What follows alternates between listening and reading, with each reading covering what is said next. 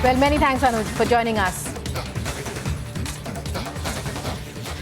More breaking news are coming in. Johnny Moore, former commissioner of the United States Commission on International Religious Freedom, speaks about Prime Minister Modi's recent United States visit and says this is what Johnny Moore has said.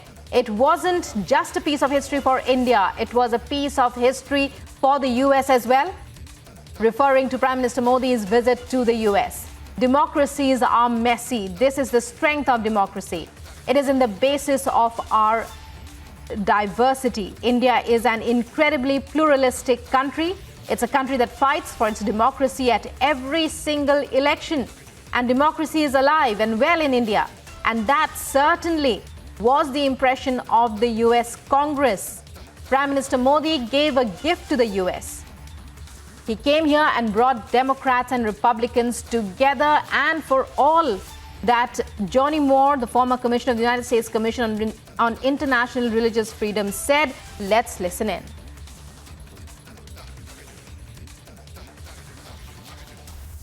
Additional languages that millions speak. You have hundreds and hundreds and hundreds of languages in single states. And so I think the impression that was left here in the United States, and the impression that Indians know themselves, is that India is a democracy with a pristine constitution. It is an incredibly pluralistic country. It's a country that fights for its democracy at every single election and every single debate on television. And democracy is alive and well in India. And that certainly was the impression of the United States Congress. I thanked the Prime Minister when I had my chance to meet with him. He gave a gift to the United States. He came here and he brought together Democrats and Republicans, and that is the magic of democracy. It's a magic that's alive and well in the United States. It's a magic that's alive and well in the Republic of India, and that's crystal clear. And that's just not my opinion, by the way, on the basis of reading books or being curious about India. I've been to India many times. I went to India as a student of religion.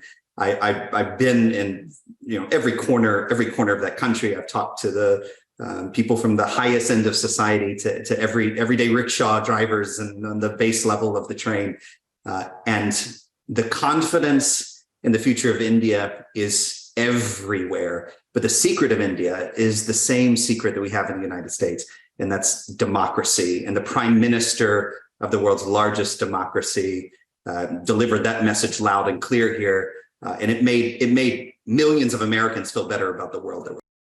And joining me now on the phone line is Republic Senior Executive Editor Abhishek Kapoor. Abhishek, a very good morning to you.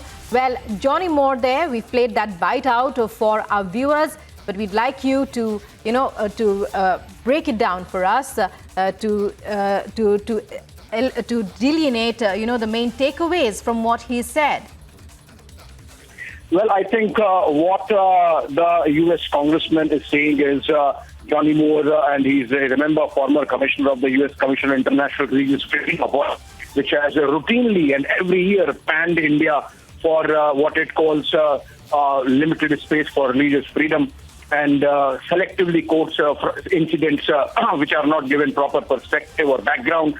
For him to be really holding a mirror to is, I think, something which the Democrat establishment, which sort of in trying to embrace Prime Minister Modi as well as their own President Joe Biden, attempted gaslighting Indian Muslims and to incite them against India's democracy. I think this is a message to them that even you are not a perfect democracy, and there are people who are more honest and have more integrity perhaps than the former President of the United States, who are willing to come out and call a spade, and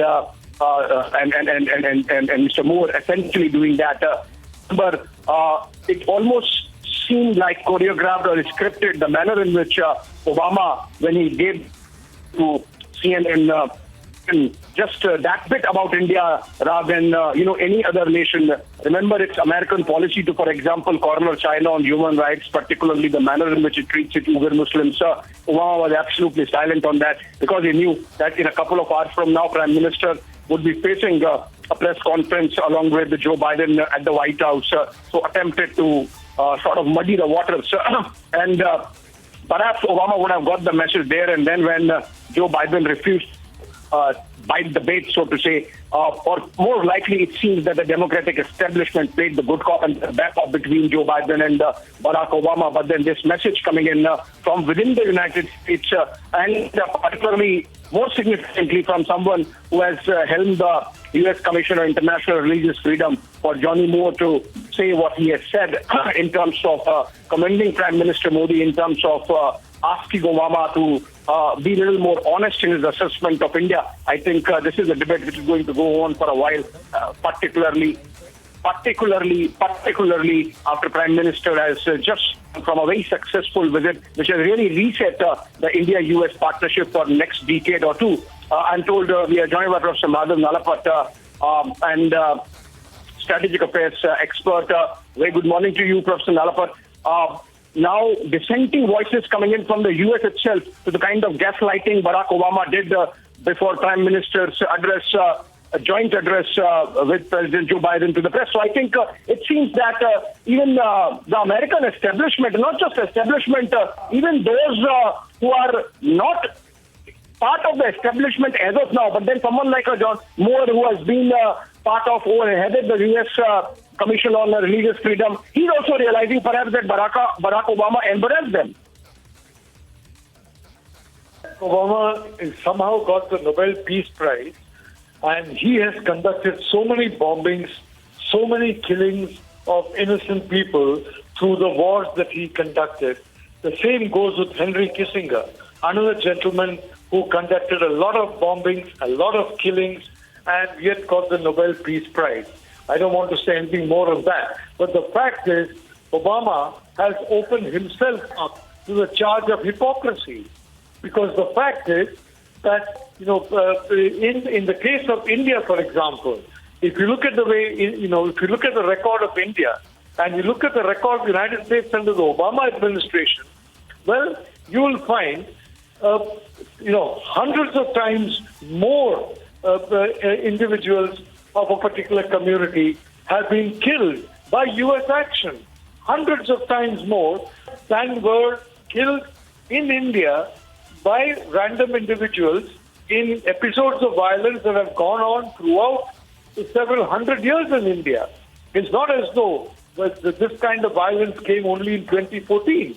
It was there in 1814. It was there in 1714. It was there right from the start. But now the situation is far better, the control is far better, and the Prime Minister's Sabka Saath, Sabka Vikas motto is now being shown in practice by everybody getting access to schemes for education, for housing, for food, and for various other benefits that the government is giving them. So I'd only like to say I'm really disappointed in Barack Obama. There's a difference between a petty politician and a statesperson. And many of us had hoped that the first African-American president of the United States would be a statesperson, but now he has unfortunately descended to the level of petty politics. I don't know to whose lobby he was playing, which audience he was trying to titillate with this kind of nonsensical rhetoric about India. But I just want to end on one point. Mathematics. I'm sure Barack Obama studies mathematics. Mathematics will show you the countries where minorities are declining and the countries where minorities are rising. Statistics will show you countries where the minorities are thriving in terms of producing excellent enterprises, doing very well, and other locations where minorities are being deliberately disadvantaged.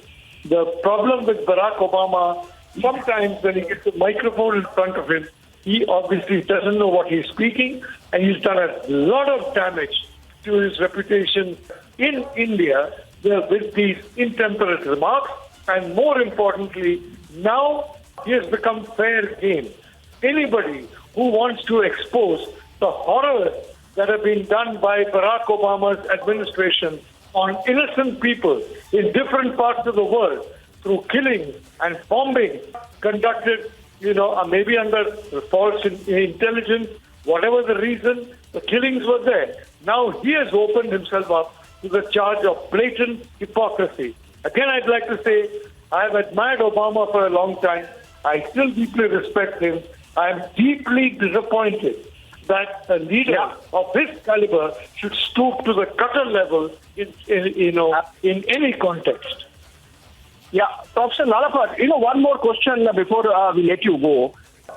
Does this really smack of a sense of entitlement that Barack Obama thinks that he can really get away with? Because the more important aspect is that, embarrassing Prime Minister Modi, embarrassing his own President Joe Biden, or putting him in difficulty is one aspect of it. Or, trying to take pot shots at Indian democracy is another. The other aspect, more incendiary one, is that he is gaslighting Indian Muslims. He's suggesting, they will rise in civil war and India might break. That's something which is criminal. I mean, it just shows the kind of entitlement to get away with murder that perhaps some people have. Responsible comment, and may I say that two countries in particular will be very happy. In fact, I think both countries will soon award Barack Obama their highest symbols of recognition. And these countries are China and Pakistan. These two countries will be overjoyed. And what I call the Sino-Wahhabi axis, which is really very upset at the fact that India and the United States have fashioned this strong partnership, they will be very unhappy. But they'll be getting some comfort from these remarks of Barack Obama and whatever little credibility he has left, which is really, frankly, not very much. He's being ignored. Possibly it's just a desire to come back in the limelight, but the remarks he's made about India completely fly in the face of his own administration's actions towards India and his own effort to reach out to Prime Minister Modi, which he did, from the very start of Prime Minister Modi's tenure in office. So I'd only like to say, Barack Obama, I'm sorry to say, is talking absolute rubbish and nonsense. And I simply hope that his wife, Michelle, who's a wonderful person, just pulls him short and asks him what's going on. To wish that the biggest democracy in the world get entangled in civil war, to please the Sino-Wahhabi lobby in this manner, to please two forces that are inimical to the United States as much as to India in this manner. I can't understand why Barack Obama is doing this. I frankly can't understand why a man I've admired for so long and still to some extent admire is gone to this gutter level of speech and this nonsensical, comments about India, which reflect the worst comments of, first of all, British colonial racists, people in the communist China and in the Wahhabi world who are upset the rise of India. They reflect that prejudice. They do not reflect any rationality at all. Yeah. Oh, thank you so much, Professor Madhav Nalapad, joining us early morning.